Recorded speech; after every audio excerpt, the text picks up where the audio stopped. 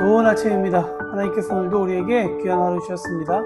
오늘 하루 말씀을 통해 우리 하루 살아가시죠. 함께 나눌 말씀은 역대상 4장 9절에서 10절 말씀입니다. 야베스는 그의 형제보다 귀중한 자라. 그의 어머니가 이름하여 이르되 야베스라 하였으니 이는 내가 수고로이 낳았다 함이더라. 야베스가 이스라엘 하나님께 아뢰어 이르되 주께서 내게 복을 주시려거든 나의 지역을 넓히시고 주의 손으로 나를 도우사 나로 환난을 벗어나 내게 근심이 없게 하옵소서 하였더니 하나님이 그가 구하는 것을 허락하셨더라. 아멘. 역대상은 1장부터 9장까지 남유다에 관련된 족보가 등장합니다. 계속 사람의 이름이 나오죠. 그런데 유일하게 아마 삶에 대한 어떻게 살았다라고 하는 그 기록이 남겨있는 사람입니다. 이 사람의 이름은 여기에 딱 한 번 등장하죠. 그럼에도 불구하고 오늘 10절 말씀 마지막에 보면 하나님께서 그가 구하는 것을 허락하셨다라고 하는 이 말씀 하나 때문이라도 우리가 이 사람에 대해서 눈여겨봐야 한다고 생각합니다. 야베스는 어떤 사람이었는가? 9절 말씀에 보니까 그의 형제보다 귀중한 자라고 묘사합니다. 여러분, 사실 귀중하다라고 하는 의미는 무겁다라고 하는 의미를 갖고 있는데요. 나쁜 의미에서 이것을 해석하면 짐이 된다라고 의미 가질 수 있습니다. 그러니까 다른 형제들보다 짐이 된다, 무겁다, 이게 무슨 의미일까요? 9절 하반부에 보면 사실 그 의미를 조금 더 우리가 알 수 있는 그런 한 가지 것을 발견할 수 있습니다. 야베스의 어머니가 그를 낳으며 수고로이 낳았다라고 이야기합니다. 아이를 낳을 때 순산이 아니라 난산이 될 때는 참 너무나도 어렵지만 또 그 아이들이 그렇게 힘들게 나왔기 때문에 너무나도 귀하다라고도 이야기를 하죠. 여러분, 그런 의미에서 위에서 말한 것처럼 귀중한 자다, 무거운 자다라고 이야기하는가? 어쩌면 이 야베스라고 하는 이름에서 우리가 조금 발견할 수 있는 여러 가지가 있는데요. 이 야베스라고 하는 이름의 뜻은 슬픔에 잠긴 이런 뜻입니다. 그래서 슬프다 이런 의미로도 번역이 될 수 있습니다. 귀한 아이들을 낳고 어떻게 이름을 슬픔이라고 지었을까요? 아마도 그의 육체적인 태생적 환경 때문이라고 생각해 볼 수도 있을 것 같습니다. 9절은 야베스가 그래서 그렇게 태어났고 10절은 야베스의 기도문이 담겨 있습니다. 야베스는 하나님 앞에 이렇게 기도하죠. 나로 환난을 벗어나 근심이 없게 하옵소서. 여러분, 무슨 말일까요? 야베스는 자기의 삶 전체가 환난이었다라고 이야기를 합니다. 고통 중에 자신이 있기 때문에 좀 구원해달라라고 하는 기도가 그의 기도 제목 가운데 있죠.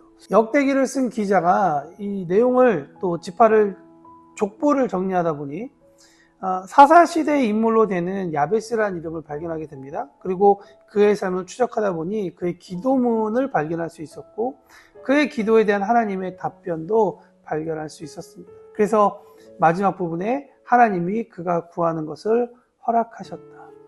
여러분, 이 야베스의 기도는 비록 개인의 기도였지만 바벨론으로부터 해방되어 다시 공동체를 어떻게 세워야 되는가 하고 이루어야 되는가 하는 고민을 가졌던 유대인들에게는 이 기도문이 매우 큰 의미를 갖게 된 것입니다. 사실 이 기도문이 하나님께서 응답하셨다라고 하는 이 부분이 중요하게 되겠죠. 이스라엘이라는 이름을 가졌지만 우상숭배 등으로 인해서 철저하게 심판을 받은 민족. 그럼에도 하나님께서 계심을 이들은 알고 있었기 때문에 살아계신 하나님 앞에 다시 돌아설 수밖에 없었고 고통 중에 예루살렘으로 돌아온 이들에게 하나님께 복을 구하고 그 모습이 이 야베스의 기도와 너무나도 잘 맞았던 것입니다. 야베스의 기도를 보면 복을 주시려거든 하고 하나님 앞에 기도하죠. 당당하게 달라는 것도 아니라 하나님의 은혜를 감히 구하고 있는 아주 겸손한 자세입니다. 그러나 야베스의 기도에는 분명한 신앙 고백이 있죠. 그것은 자신을 도울 수 있는 유일한 손이 하나님, 그리고 자기가 딛고 있는 두 발을 디딜 수 있는 지역을 허락하는 힘이 하나님께만 있다라는 것입니다. 야베스가 고통 가운데에서 태어나 그가 고통 가운데서 드린 기도가 하나님의 은혜로 응답되었다라고 하는 이 한 줄은 이스라엘 포로 귀한 세대에게 붙잡고 기도할 수 있는 한 가닥의 희망이 된다라고 볼 수 있습니다. 이것이 이 역대기에 야베스의 이름이 들어있는 이유라고 생각합니다. 사랑하는 성도 여러분, 야베스의 기도는 기복신앙의 어떤 기도문이 아닙니다. 기도하면 지경이 넓어지고 복받는다라고 하는 그런 내용이 아닙니다. 물론 기도를 통해 하나님께서 우리에게 형통함도 허락하시고 우리가 복도 누릴 수 있죠. 그러나 그 기도가 그런 것들을 누리기 위함만은 아닙니다. 오히려 야베스는 우리에게 이야기합니다. 고통 중에도 하나님을 붙잡았을 때 고통 중에 태어난 한 사람이 귀중한 자가 된다라는 것입니다. 여러분, 이 귀중한 자라고 하는 이 단어에 아까 제가 나쁜 의미만 설명드렸습니다만 좋은 의미로는 무슨 의미가 되냐면 이것이 영광, 존귀함이라는 단어로도 번역됩니다. 하나님의 존귀를, 영광을 표현할 때 쓰는 단어가 바로 이 단어입니다. 하나님을 향한 그 기도가 삶의 고통 가운데에서 존귀하게 되어졌다라고 하는 이 상황은 야베스가 기도드렸던 그 상황이나 아니면 이 야베스의 기도를 찾아서 역대기를 기록하며 그 당시에 이 말씀을 읽었던 이스라엘 사람들이나 또 오늘 고통과 심한 어려움 가운데 하루하루 어떻게 살아야 할지를 고민하는 우리에게도 동일하게 이루어지는 말씀이라고 저는 생각합니다. 기도를 통해 하나님의 은혜를 구할 때 하나님은 그 기도를 응답해 주십니다.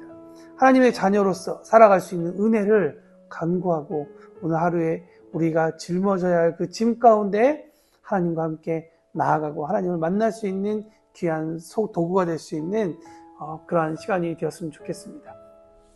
우리의 상황을 어떻게 해석하느냐가 저는 중요하다고 생각합니다. 비록 고통 가운데 있지만 그 고통 가운데서도 일하신 하나님의 모습을 보고 나의 삶 가운데도 일하실 것이라 믿고 오늘 야베스의 기도를 통해 다시 한 번 더 우리가 주님 앞에 고백했으면 좋겠습니다. 주님은 나를 지켜주시는 손이시고 환난을 벗어나 나에게 근심이 없게 하는 나의 근심의 땅으로부터 하나님께서 나를 거룩한 하나님의 평안의 그 땅 가운데 놓이게 하실 하나님입니다. 그것을 우리가 믿음으로 선포하며 나아갔으면 좋겠습니다. 하나님의 은혜로 오늘 하루도 살아가는 우리 모두가 되기를 응원합니다.